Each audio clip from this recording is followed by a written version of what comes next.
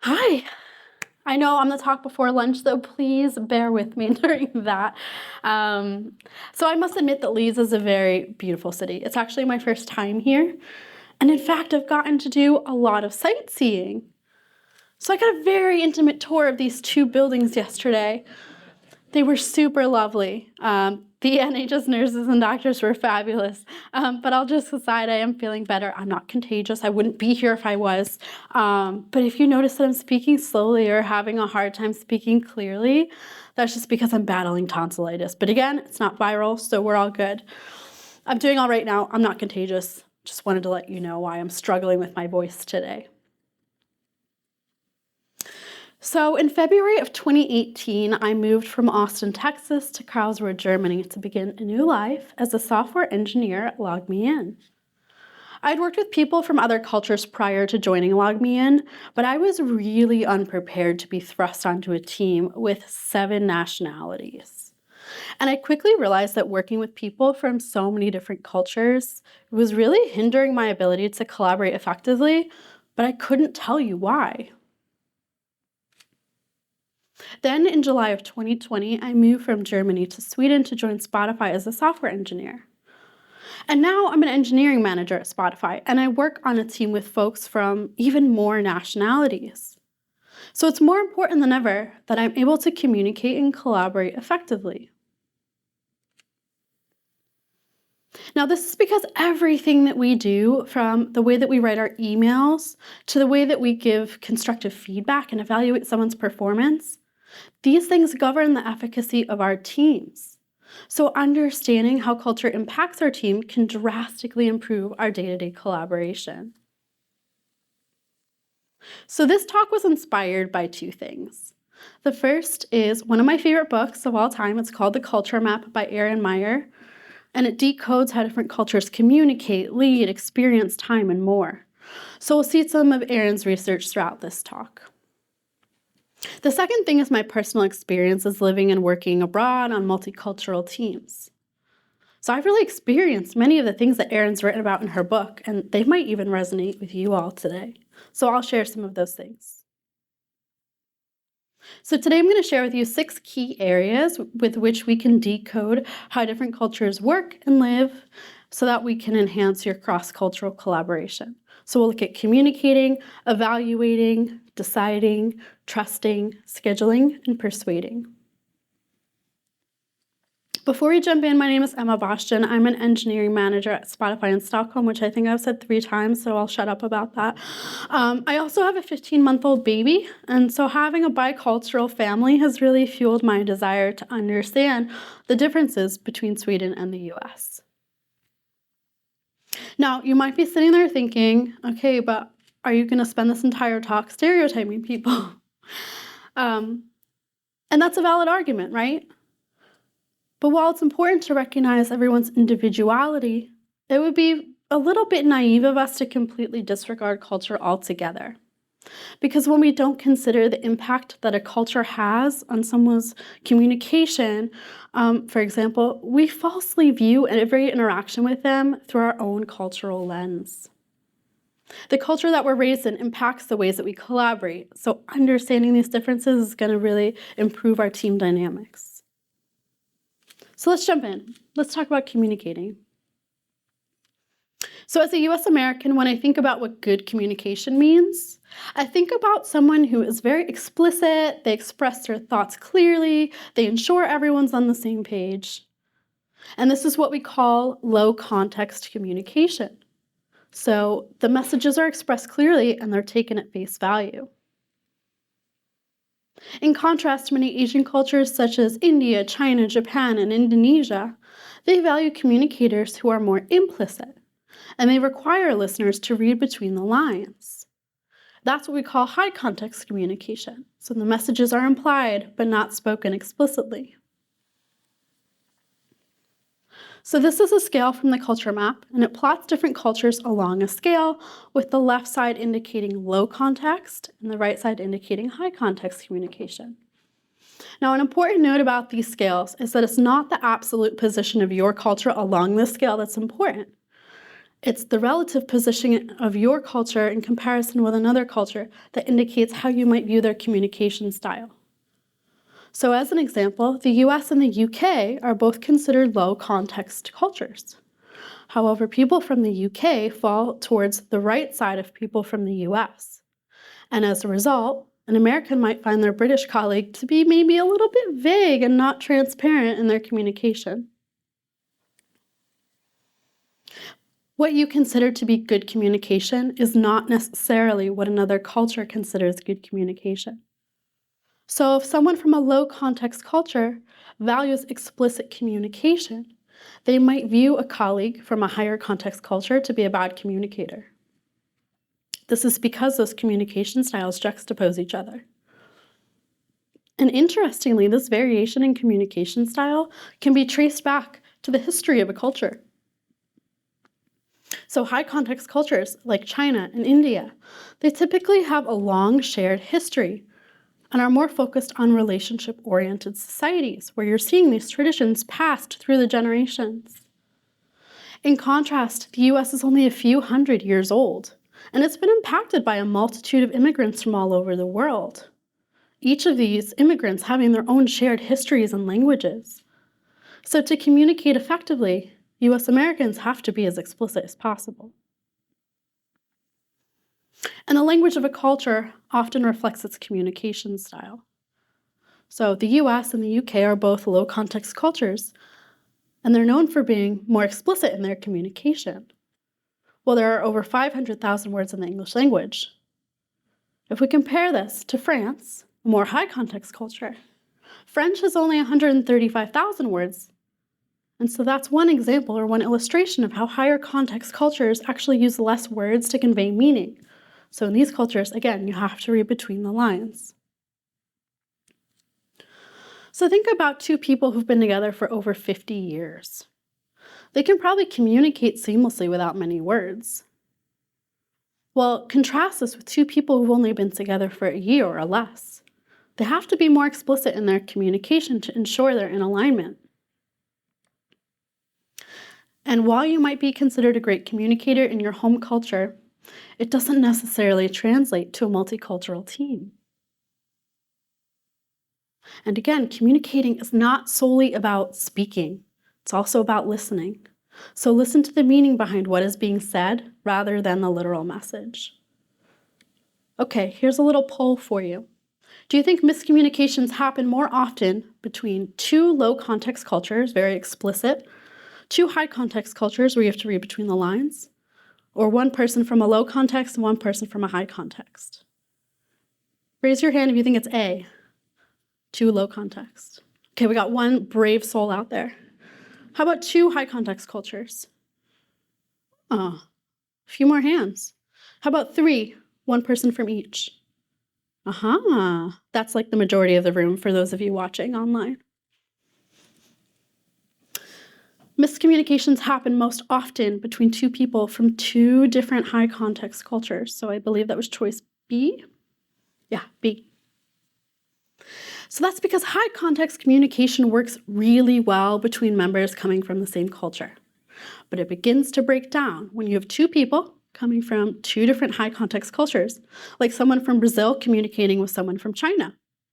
Because if we revisit this example of the two couples, but this time they've both been together for 50 years, and you take one partner from each couple and you put them together, they wouldn't know how to talk to each other without words. They have to be more explicit in their communication to do, it's not their spouse, they don't know. So this is why two high context cultures working on the same team, they might have miscommunications. So if you're managing a multicultural team with higher context team members, just be mindful of the fact that people communicate the way they always have been. So instead of jumping to the conclusion that an employee is not a great communicator, maybe just try to recognize this, that they're just communicating the way they've always done so. And when working with people from lower context cultures, it's really important to be as explicit in your communication as possible. So be clear, be transparent, be redundant. I know it's kind of annoying sometimes, but it helps. So if you get off a meeting with a lower context colleague, it's always good to have like a takeaway of who's doing what action items and all of these things to ensure everyone's on the same page. But what about when you work on a multicultural team? How do we balance that? Multicultural teams need low context communication processes to ensure everyone's in alignment. So again, be explicit and reinforce those key takeaways. Okay, on to scale 2, evaluating. And this is like performance reviews and constructive criticism. So while every culture believes in constructive criticism, it's important to note that what's viewed as constructive is going to change from culture to culture. So there are 2 methods for giving feedback. In direct negative feedback cultures, the feedback is provided at face value. It's blunt, it's honest, it speaks for itself. And when you receive feedback from someone who's more of a direct negative feedback culture than you are, you'll notice they use a lot of upgrader words. So these are words that come before the feedback to make it feel more strong. So these are words like absolutely, totally, strongly. In indirect negative feedback cultures, the feedback is provided more subtly. So the negative message is typically wrapped inside of a positive message to soften the blow. When you receive feedback from someone from an indirect feedback culture, you'll notice they use a lot of downgrader words. So these are words that come before the feedback to soften the blow. Words of like kind of, sort of, a little bit, maybe. So here's another chart. And on the left, we've got direct feedback, and on the right, we've got indirect feedback. So the direct feedback cultures are cultures like Israel, Russia, Netherlands, Germany, France. They give feedback bluntly and typically state what they mean without any ambiguity. The US, UK, and Canada fall to the middle of the scale. Again, you're seeing the balancing of negative feedback with positive feedback, perhaps. And then on the far right, we have indirect feedback cultures like Japan, Korea, and Thailand. Now, things are going to start to get interesting because now we're going to compare these cultures on an axis. So we're going to examine communication with evaluation.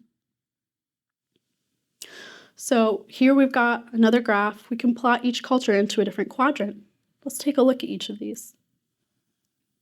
Cultures that are low context and provide direct negative feedback, cultures like Germany or Denmark, they honestly might appear blunt or offensive or rude. I think I cried the first time I got feedback from my German coworkers. So receiving messages from or feedback from these cultures is pretty straightforward because they value honesty and transparency. But even though these cultures value honesty and transparency, it's super important not to emulate the same method of communication or feedback, because people in these cultures have a long understanding of the subtle differences between what's appropriate and what's not appropriate. So if you don't understand these nuances, you can very easily offend someone from these cultures. Cultures that are low context and provide indirect feedback, like the US, Canada, and the UK, are a little bit of an anomaly. So how often have you been giving constructive criticism by a US American colleague who started off with 1 or 2 positives, slipped the negative comment in there, and then ended on a positive note, right? We call that the feedback sandwich. Oh, I really enjoyed your presentation. Your slide design was awesome. I would have liked a little bit more context about your slide on service workers, but the rest of the talk was so easy to follow, right? And US Americans tend to exaggerate everything with excellence and amazings, which is super confusing for people from other cultures attempting to understand what is actually excellent and amazing and what just is mediocre or okay. And have you ever heard someone start a meeting with, "I'm thrilled to be here with you today"? Only a US American would begin a meeting this way, right? You would be thrilled if you got an all-expenses paid vacation or won the lottery. But are you really thrilled to be in this meeting about sprint planning with Jira, Susan? Because I don't think that you are. So if you want to work more effectively with someone from a low-context, indirect feedback culture, be explicit with your feedback, but just kind of make considerations to maybe soften the blow a little bit more, right? I'm over here using my downgrader words. Cultures that are high context and provide direct negative feedback, like France, Spain, Italy, Russia, Israel, they speak a more ambiguous language, but they still provide direct negative feedback. Now, this is interesting Because as a high context culture, they're taught to read the air, to interpret the meaning behind what is said rather than a literal message. But as it relates to giving feedback, they're much more direct. And when dealing with high context indirect feedback cultures like Brazil, China, or Japan, be sure to provide that negative feedback in private. You should never give feedback to an individual in front of a group. You can also give feedback slowly and over a period of time. So it's customary to make gradual references to changes that will happen as opposed to continually repeating a direct message. And also, this is the interesting part. You should say the good and omit the bad. Let's take a look at an example. Suppose your Japanese colleague sends you a 20-slide presentation to review. Now, most of the slides look wonderful, but the last 5 look quite sloppy. You don't have to tell him that. You can tell him, hey, the first 15 slides were extremely well done. That's it. Just omit the fact that the last 5 weren't up to the same standards. So by omitting praise for the entirety of that slide deck, your colleague is able to read the air and understand that the last 5 slides need to be reworked. There's no need to be direct and explicit, and everyone walks away with a shared understanding. So again, understanding how different cultures evaluate performance and give constructive feedback, it can improve your efficacy as a team. Let's talk about making decisions. When I moved to Sweden, I met a wonderful Swedish man. He might be watching. Hi, honey. We just had a baby last January, and I don't know how many of you are parents, but I can assure you that becoming a parent means you're making a shit ton of decisions all the time. So little did I know that my American style of decision-making would irritate the living shit out of my Swedish husband. So one of our biggest arguments was about the baby stroller, pram. I think you call it a pram here, right? That's not a shopping cart, right? It's a pram? Cool. I found a secondhand stroller through a colleague at Spotify. I was like, great, we don't have to spend thousands of Swedish krona on a new stroller, which is like 2,000 euro. I don't know what that is in pounds. Don't ask me. Right? But then I made the mistake of joining a mom group in Stockholm. And I realized that these new fancy strollers were actually pretty nice. And so I went back to my husband and I said, you know what, Kella, I think we need to buy a new stroller. And as someone who prides himself on finding the best deals at Lidl each week, he was horrified. You see, we'd hit a major cultural difference in our relationship. Swedes and US Americans make decisions in very different ways, and this impacts both my personal and professional lives. So Swedes use a more consensual decision-making process. Once a decision is made, it's final, which is why my husband was so horrified that I wanted to change my mind. So to a Swede, when someone says, I've made a decision, this is what we'll do, that's a commitment, and they expect you to uphold your word. So it can be really frustrating to a Swedish colleague when an American colleague comes in a few days later to change their mind or bring new data to the table and change directions in a project. US Americans, on the other hand, might get frustrated with their Swedish colleagues because they view them as being inflexible or taking a long time to make a decision. Because in consensual decision-making cultures, it takes a lot longer to have a decision made because everybody's consulted. But once the decision is made, it takes much less time to implement it because everybody's on the same page now and the decision is no longer up for discussion. In top-down cultures, by contrast, decisions tend to be made early and quickly, but they're more flexible. So as new information arises, new discussions are had, and the decision might potentially be changed, so the actual implementation could take a long time. Now, both of these systems work fine, so long as everyone uses the same system and is on the same page. Now let's take a look back at the history, right? When we look at the United States, the style of decision-making, it starts to make sense. So the pioneers who left Europe to begin a new life in North America placed value on speed and individualism. It was all about being the first and working really hard, even if that meant making mistakes. So as a result, US culture began to develop a disdain for too much discussion, which they felt would slow down their process. Instead, you might have heard this phrase, fail early and fail often. So this contrast in decision-making processes can have a severe impact on the timeline of your projects. So we've got another chart here. Left side is consensual decision making, which again, everyone is consulted, right? The middle, we've got us, friends, the UK and the US. We're generally somewhere around each other. And then top down, more hierarchical in nature, we're seeing cultures like India, China, and Nigeria.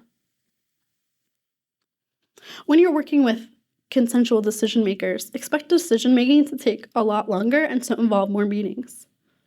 Be patient and check in with the team regularly to stay involved, but resist that internal urge to push for a quick decision.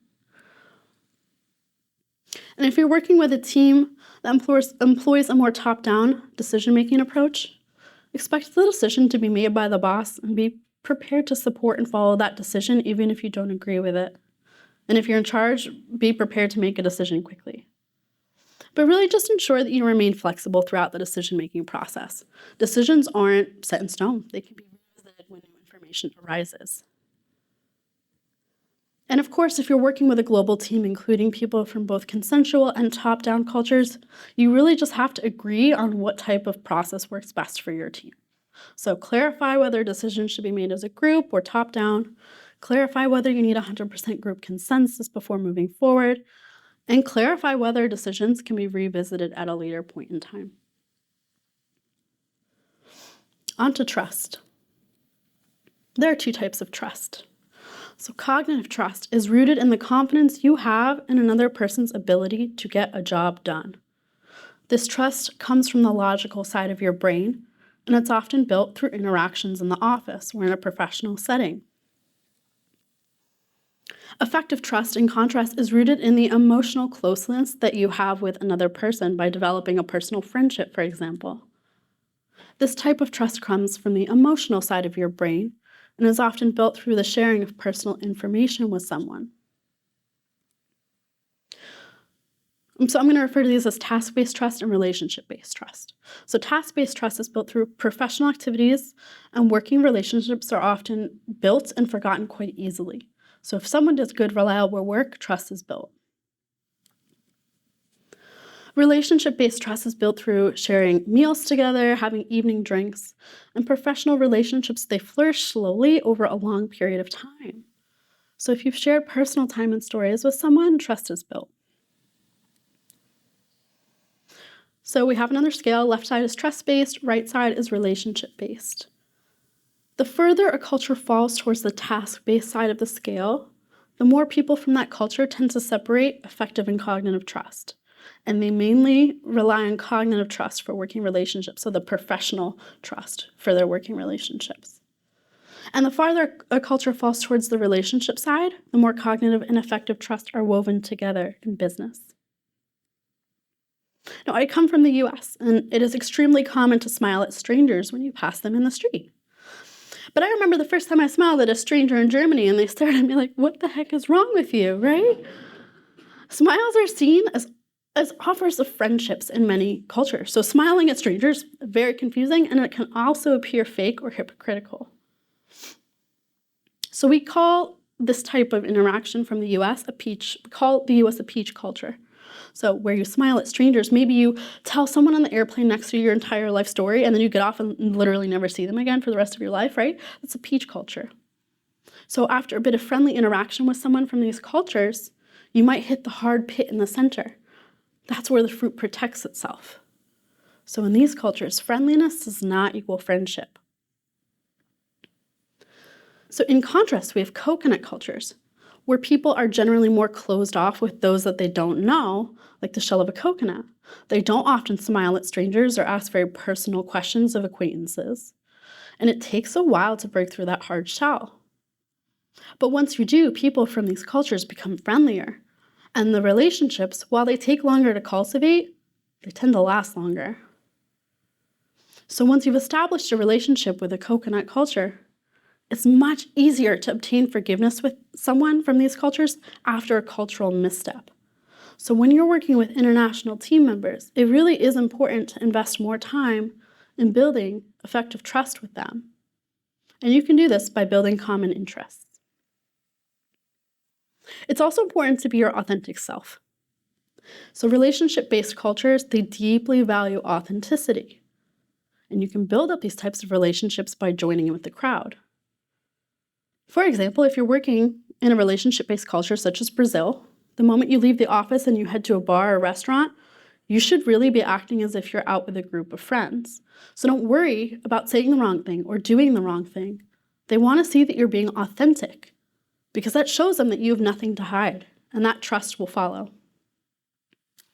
Now, you're probably sitting there wondering, like, I don't like my colleagues. I don't want to be friends with them. Why do some cultures place such a big emphasis on building personal relationships? Let's find out. Suppose you're the owner of a business that designs women's purses in country A. You sell 200 purses wholesale to a shop that's just open on the other side of the city. So you give the retailer the purses and she promises she's going to pay you next week. How do you know you're going to get your money? Well, the shop owner signed a contract promising to pay you. So if she doesn't pay you, you can just sue her, right? Take her to court. Because having a signed agreement in a culture with a consistently reliable legal system, it allows you to do business easily with people that you don't know and don't trust. Now imagine the same situation, only this time you're in country B. And the legal system in this country, it's not reliable. So you can sign a contract, but there's no way of enforcing that if the payment doesn't come through. The only way you're assured that you're going to get your payment is the trust that you have in another person. In many cultures, the relationship that you have with another person, that's your contract. So when you're working with a relationship-based culture, put more time into organizing shared meals. Spend more time getting to know your coworkers personally rather than discussing business. And don't mistake a long lunch as being a waste of time. And if you're working with a task-based culture, organize a lunch, but if it's going to go a little bit longer than an hour, just make sure to communicate that ahead of time. And don't take offense if your task-based coworker doesn't want to join in on evening events. Let's talk about scheduling. How a culture perceives time governs everything from how they organize their day to how they run a meeting. And not all cultures perceive time the same way. I didn't know this. This is fascinating. There are two types of cultures as they relate to time. So monochronic time, or M-time cultures, they view time as tangible and concrete. They speak about time being saved, spent, wasted, or lost. In contrast, polychronic time, or P-time cultures, take a more flexible approach to time. So a person living in P-time culture will suggest a general time to meet without nailing down the exact time. I remember my first encounter with someone from a P culture. I was invited to my new Brazilian friend's home while I was living in Germany, and she told me to come for dinner at 6. Lo and behold, I arrived at 6:05. I was panicking. I was like, she's going to kick me out. I'm not invited. I'm late. And as soon as she opened the door, she looks at me and she goes, literally, I'm not dressed. Like, I haven't started cooking. I was like, I thought you said to come at 6. Well, it turns out arriving exactly at 6 is considered way too early in a Brazilian home. So I learned that the hard way. So some cultures measure time in 5-minute intervals, while other cultures, they don't use a clock. It's more, come for dinner this evening, or, we'll do things according to event time. So before lunch, after sunrise, etc. So living in Germany, I found that appointments and meetings, they happen according to plan. Trains are reliable. Government rules are very clear, very enforced. And there's a clear link between this cultural paradigm and Germany's history, right? Germany was one of the first countries to become heavily industrialized. So if you were a factory worker in the German automotive industry and you arrived to work even just 4 minutes late, that had severe financial implications because factory work required the labor force to be available and in place exactly at that appointed moment. But if you're a farmer on the Nigerian countryside, it doesn't matter if you start at 7 or 7:50. What matters is whether your work structure is flexible enough to account for and adapt to changes in the natural environment. So on the left side of this chart, we see linear time cultures like Germany, Switzerland, and Japan. In these cultures, projects are approached in a sequential manner. So generally, you complete one task before moving on to the next. You generally focus on one thing at a time, and there should be no interruptions. Your main focus would be on meeting that deadline. On the right side, we see flexible time cultures like Saudi Arabia and Kenya. In these cultures, projects are approached in a more fluid manner, and you should change priorities as new opportunities come up. And many different things could be handled at one time, and interruptions are normal. So the emphasis here is on flexibility and adaptability.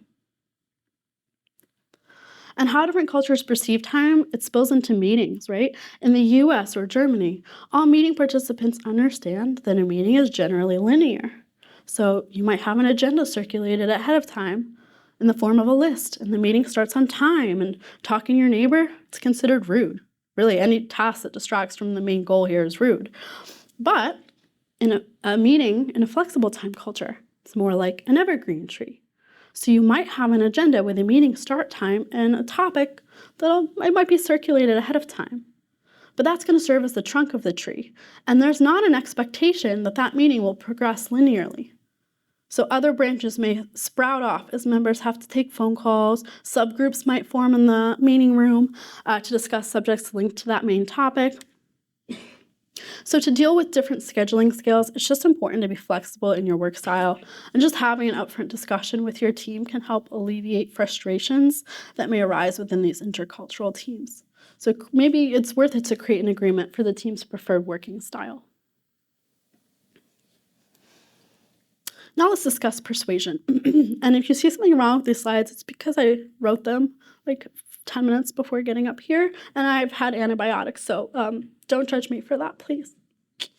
There are two styles of reasoning that we need to be aware of. So principles first reasoning, also known as deductive reasoning, it derives conclusions from facts or from general principles or concepts. So here, let's take an example. All men are mortal, right? That's the first statement. Okay, Justin Bieber's a man, right? What's going to come next? Justin Bieber will die. That's how you might go through that thought process in principles first. In contrast, we have applications first reasoning, also known as inductive reasoning. So in this type of reasoning, general conclusions are reached based on a pattern of factual observations from the real world.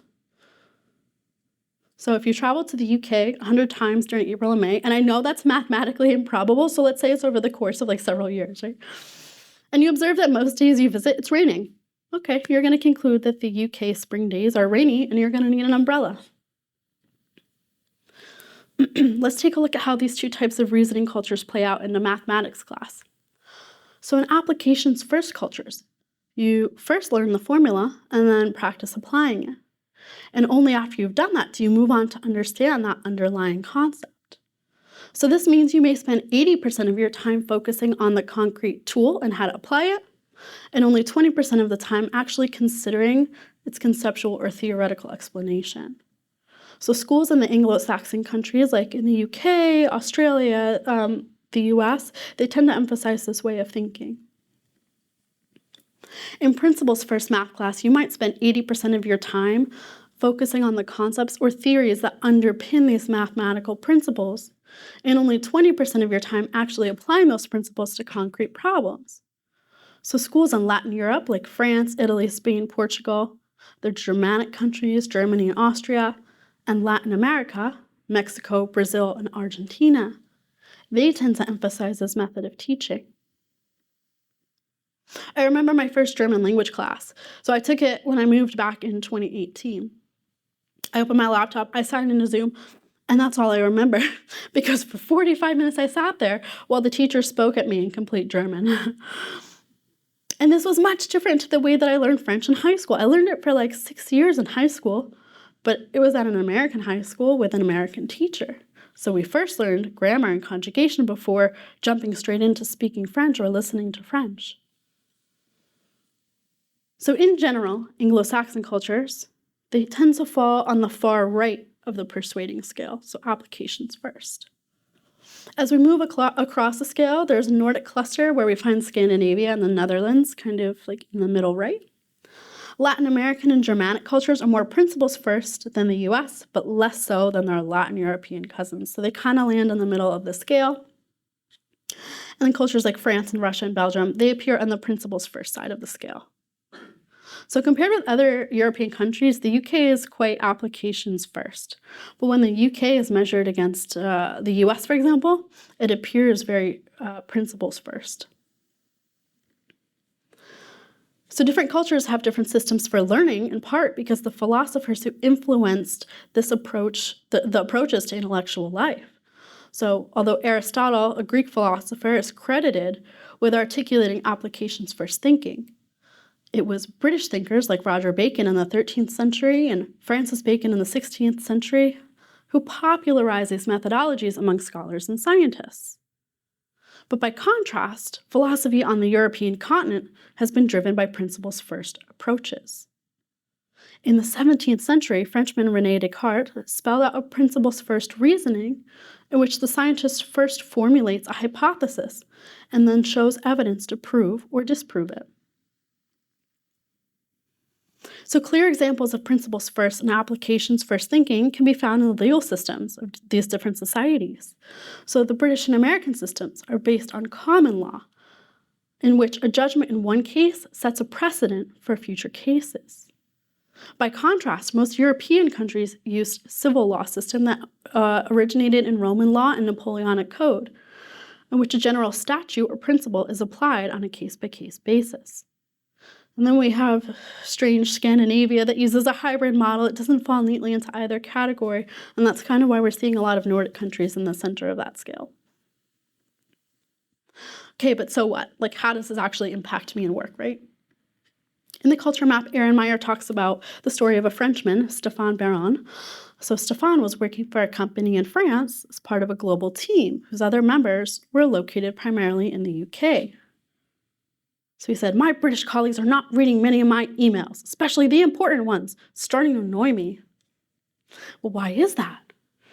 Well, Stéphane recalls carefully crafting a persuasive email written to propose a number of key changes to company processes. And the structure of his email looked like this. So first, he introduced the topic.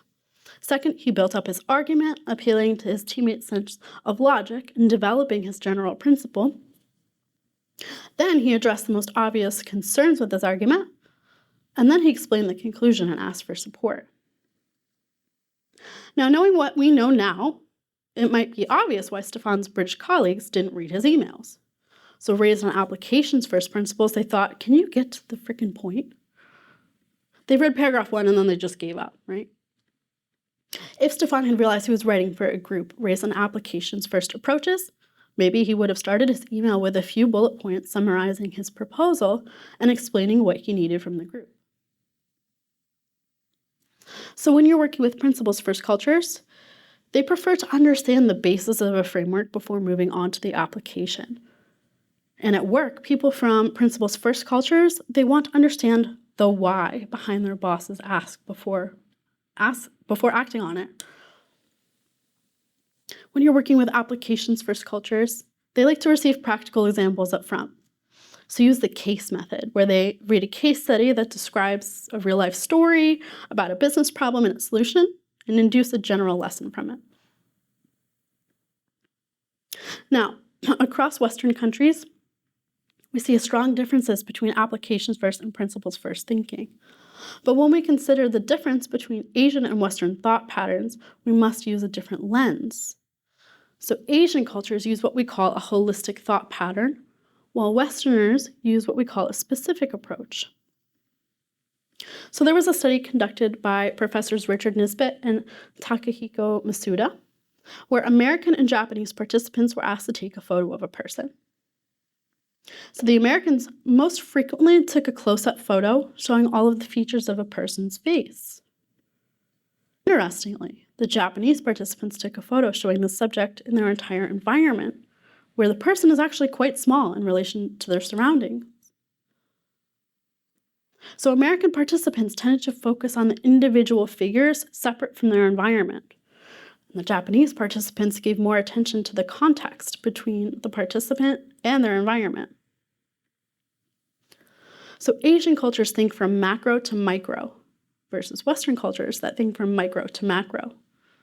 And this shows up in the differences between even like living address structures, right? So in China, they begin with the province, then the city, the district, the block, and the gate number last. In the US, we start with a house number, a street, a town, a state, and a country. So in holistic countries or cultures, if you need to motivate, manage, or persuade someone, you will be more influential if you take time to explain the big picture and show how all the pieces fit together. So we've just talked about these 6 scales. There are 2 more that we didn't touch on, leading and disagreeing. Once we understand those last 2, now we can begin to plot each culture along these 8 scales and draw a connecting line representing the culture's overall pattern. Where 2 cultures lie close together along a paradigm, they coincide. But where 2 cultures diverge, that can be a potential source of frustration. You might need to take additional steps to facilitate collaboration. As humans, we're all motivated by the same fundamental needs, but everyone is different. So you should always begin a new relationship with someone from a different culture as a chance to understand their unique aspects. But again, the culture that we're raised in has implications on how we view the world. People develop biases about what's considered good communication or which arguments are stronger than others. And when we work on multicultural teams, it's important to be conscious of the fact that not every culture experiences life the same way, personally or professionally, that we do. So with that, thank you.